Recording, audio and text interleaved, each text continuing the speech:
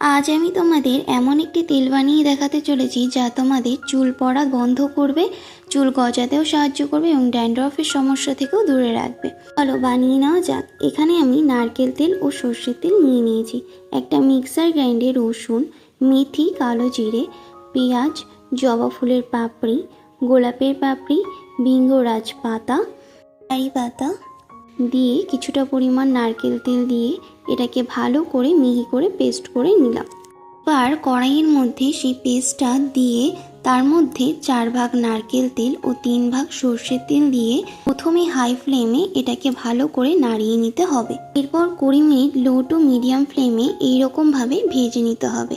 তারপর একটা পরিষ্কার কাপড়ের মধ্যে সেটা দিয়ে ভালো করে সেঁকে নিতে হবে। শেষে এর মধ্যে ভিটামিন ই ক্যাপসুল মিশিয়ে নিতে হবে।